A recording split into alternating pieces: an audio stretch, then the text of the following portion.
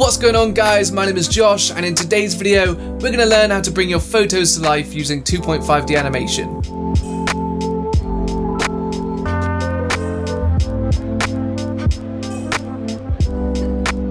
This is a great technique to use on your photos to make them that little bit more interesting before you upload them to your social media. I know this works really well on Instagram at the moment, especially now they've implemented the Instagram Stories feature, and it's just a great way of making yourself stand out from the crowd and keeping your followers' attention. So I'm going to show you two ways of doing this today. The first is a simple version just using Photoshop, and then the second we're going to be taking it a little bit further in After Effects. But if you have Photoshop, we are good to go. Let's not waste any more time, let's jump straight into the computer and learn some 2.5D animation. Okay guys, so I'm going to try and go through this as quick as I can, as we do have two different techniques to go through, and I don't want this video to be too long, so if I don't go over something very well, or if I don't explain myself very well at any point, feel free to leave a comment down below and I'll try my best to help you out.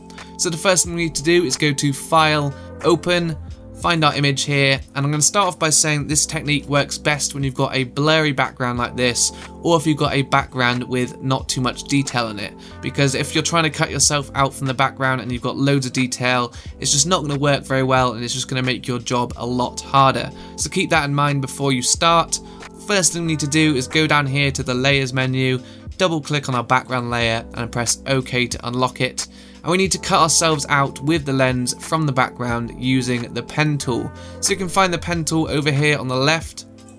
The way the pen tool works is you click, you make points, and you keep clicking until you get back to your original point, close off the path, and you're ready to cut that out from the background. So you can do it like this with straight lines, which is probably best for a beginner, or if you want to make curved lines, you click once, click where you want it to end, hold and drag, and it'll make a curve. Now this handle here is going to make your next click a curve as well, as you can see. So if you want to make a curve and then a straight line afterwards, all you have to do is hold down Alt on your keyboard, click on that final point, and then your next line is going to be straight. So you want to use a mixture of these to get the best results. Keep that in mind when you're cutting yourself out. So it's time to cut ourselves out. Let's hold down Alt on our keyboard and scroll in with the scroll wheel. You can also hold down Control and use the plus or minus keys to do that as well. You're going to hold down space and click and drag to move around your image whilst we're cutting ourselves out.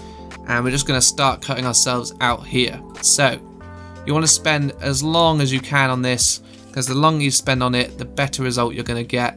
And you want to stay as close as you can to the edge of your subject so you don't get any of that background in your selection.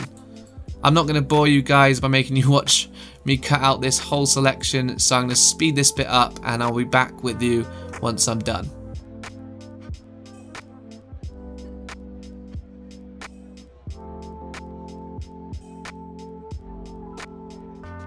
Okay, so once you've finished using the pen tool, it's time to make our selection. So if you right click anywhere on the background and go down to make selection, we're going to add a little bit of feathering to it just so it's not such a sharp edge. Anything from 0.5 to 1 pixels will do. Press OK, and there we go, we've made our selection. So I'm going to cut myself out from the background by holding Control and pressing X. Then I'm going to go down to the bottom right hand side of the screen, press the new layer button, then I'm going to hold Control, Shift and press V, and we're right back where we were, apart from we're on a new layer now. So now I need to fill in this gaping hole where I used to be in the background. So to do that, we're going to hold Control, click on the new layer, it's made our selection again, we'll go up to Select, Modify, Expand, and we're going to expand our selection by 20 pixels, press OK, and then we can hide this layer.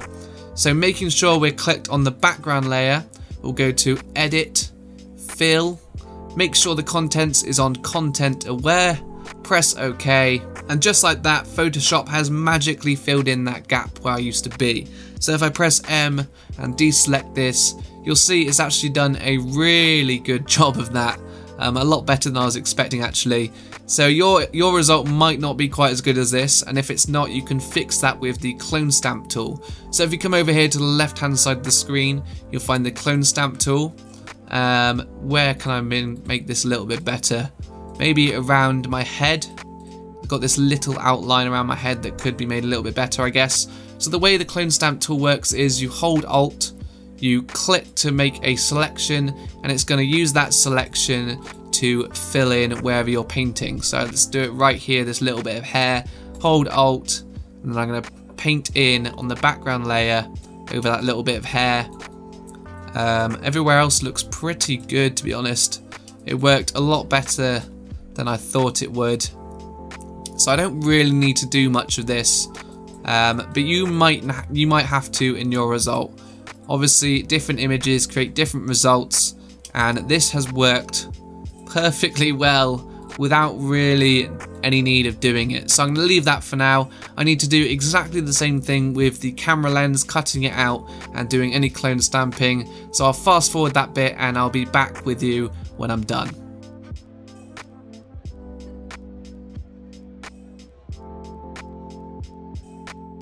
Okay, so I've now split the image into all of its components. We've got the lens on its own layer, we've got me on my own layer, and we've got the background on its own layer.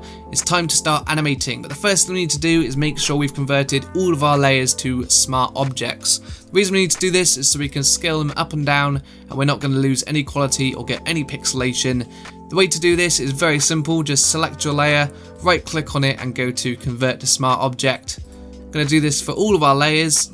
Now we are ready to start animating. So if we go to File, New, we're going to go to Film and Video, make sure it's 1920 by 1080p, 72 resolution, press Create, and there we go, we've got a brand new 1080p document ready to animate in. So if we go back to our original document, make sure we've got all of our layers selected, click and drag up into our new document, holding down Shift, and as you can see it is absolutely massive, so we need to zoom out a little bit, hold down Ctrl T, and we can scale that down so it fits nicely in our new document like that. I'm just going to move this up a little bit, and I'm going to bring the lens down a little bit so it's back in the frame. And now we are good to go, ready to animate. So if we go up here to Window, go down to Timeline, and then make sure this says Create Video Timeline and not Create Frame Animation. Click that little button, and just like that we have got some timelines to work with like you would do in Premiere Pro or After Effects. So the first thing we need to do is scale up the background. So we're going to pull down the drop down for the background. We've got our stopwatches for keyframes here. So we're going to make sure at the beginning of the timeline, click the stopwatch for transform. Then we're going to go all the way to the end, zoom out a little bit, press Ctrl T, and we're going to scale this bad boy up a little bit, and then bring it down so it's back in the center. I might bring it down a little bit more than that actually, something like that. Press enter, and then if I go back to the beginning of the timeline and press spacebar, you can see that we've now got a nice zoom in on the background, and we are halfway there to completing the effect. So what we need to do now is do the exact same thing but for the other two layers, but the opposite way around. So if we pull down the drop downs for these two layers, click on the stopwatches for transform, and then we go to the end of the timeline, make sure we've got them both selected, and then we're going to press Ctrl T again, and we're going to scale these down a little bit, something like that. You want to keep it subtle because it can look pretty bad if you do it too much. So if we go right back to the beginning of the timeline, press spacebar again, and there we go guys, that is pretty much the effect complete. As you can see, nice and simple, just adds a little bit of movement to the image to make it more interesting. I'm going to do one final thing. I'm going to animate the lens so it's falling a little bit. So if I go back to the beginning of the timeline here, I'm just going to move the lens up here, and if I go to the end again, I'm going to drag it over so it's in line. As you can see, it's just falling down a little bit. So once you've completed your animation and you're ready to export it, all you have to do is click this tiny little button here at the end of the timeline, go to render video, and then there should be a preset for YouTube under H.264. So if you just pull down this drop down, go down to YouTube 1080p, you can choose your frame rate. Some people like 24, some people like 25. I'm going to leave mine at 29.97. I'm just going to choose my hard drive here. I'm going to rename this to Parallax Tut Photoshop, and then simply just press render and you'll see the final result on screen now.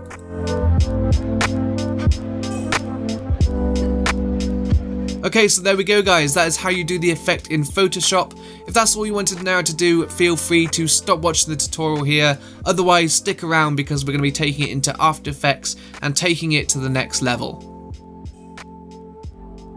Okay, so if you've decided to stick around, make sure you've got After Effects open and your original unanimated Photoshop file saved. The first thing we're going to do is we're going to import it into the project by double clicking here, finding it, pressing import, and you've got to make sure your import kind is on composition, retain layer sizes, and the editable layer styles is checked.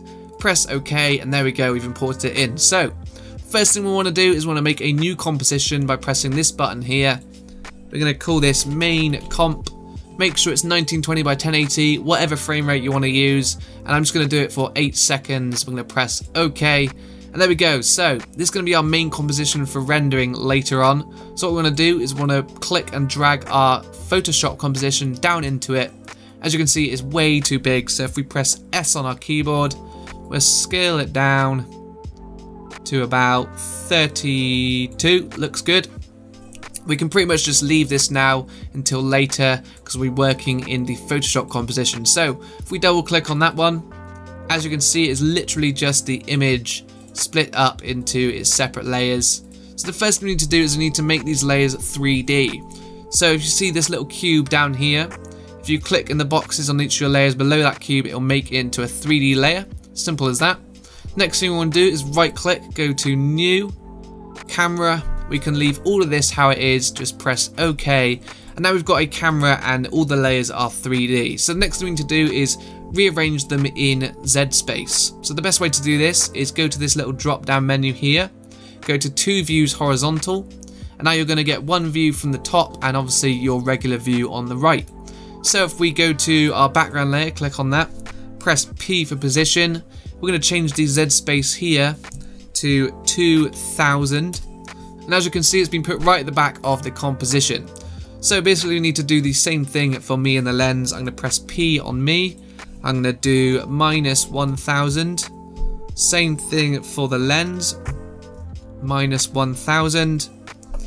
And then I'm going to bring in one final layer. Just some little smoke footage here to make it even more interesting. I'm going to put that between me and the background. I'm going to make that a 3D layer, and I'm going to put this one to 1000, so between the background and myself. So there we go, we can see we've got the background back here, we've got the smoke here, and we've got me and the lens here, but it looks a little bit weird in our main window because things need to be made bigger. So if we go to the background first and we press S for scale, we're going to bring that right up till it fits the screen. 175 looks good. We're going to do the same thing for the smoke. Bring that all the way up. 775 looks okay to me. Now if we click on the camera layer and we press P for position and we start moving the Z position, you can see we're already getting that effect that we're looking for. So what we need to do to create a simple zoom in, we're going to go back to one view here. We're going to go to the beginning of our timeline. We're going to make a keyframe using the stopwatch on position, and we're going to go back to the end of the timeline and click the little diamond here to make another keyframe. And then right at the beginning, we're just going to edit the Z space here a little bit, something like that. Go to the end of the timeline and zoom it all the way out. Something around there. That looks good to me. Maybe a little bit like that. So obviously now we need to rescale the background. So we're going to go to the background, press S, scale that right up to 205, scale the smoke up so it fits as well. 940 looks good.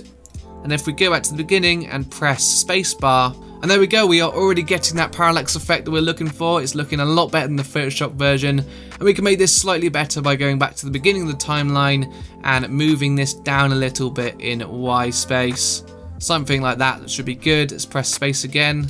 And there we go, so the camera just slightly moves upwards now, which just further adds to the effect.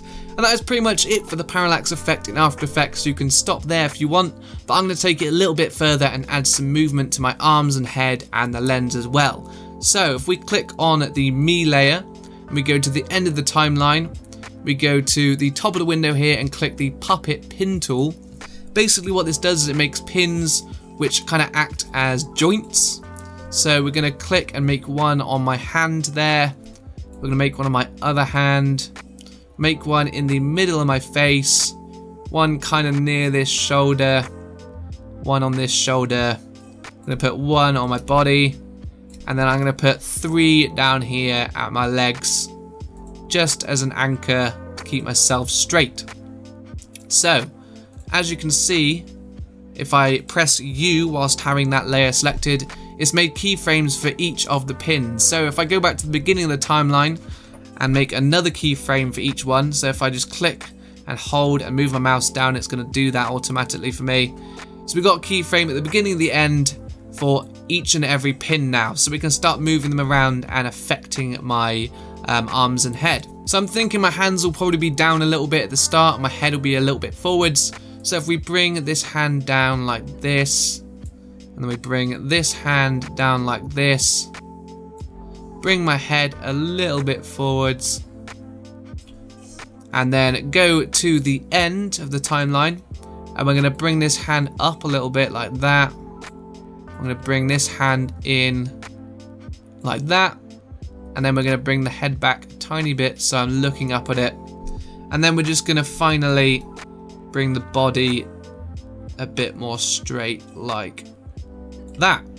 Now if I go back to the beginning and press play now, you can see that we've now got a nice bit of subtle movement on my arms and head, and it's just bringing the photo to life even more. So the final thing we're going to do is we're going to add some movement to the camera lens. So if I click off this layer, click on the camera lens layer, and then I go to the beginning of the timeline, press P for position, make a keyframe there, press R for rotation, we'll make a keyframe on the Z rotation, then I'm going to press U to bring up all the keyframes, go to the end of the timeline, and I'm just going to move this down here.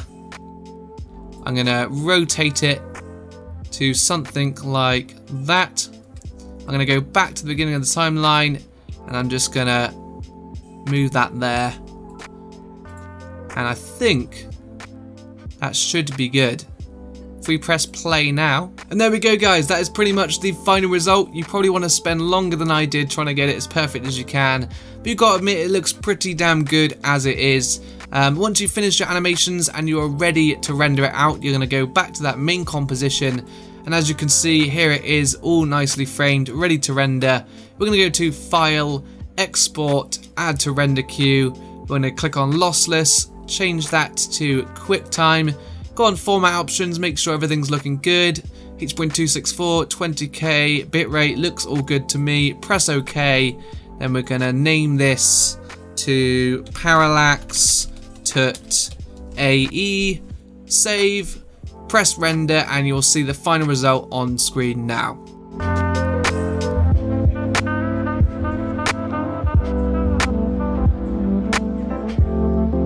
Anyway guys, I hope you found this tutorial helpful. If you did and you want to show me some support, please drop a like on the video. Let me know down in the comments section below if you have any questions or if you've got stuck at any point, and I'll do my best to help you out. And also let me know if you have any suggestions for future tutorials you'd like to see me do. Subscribe if you haven't already, and I will see you in the next video.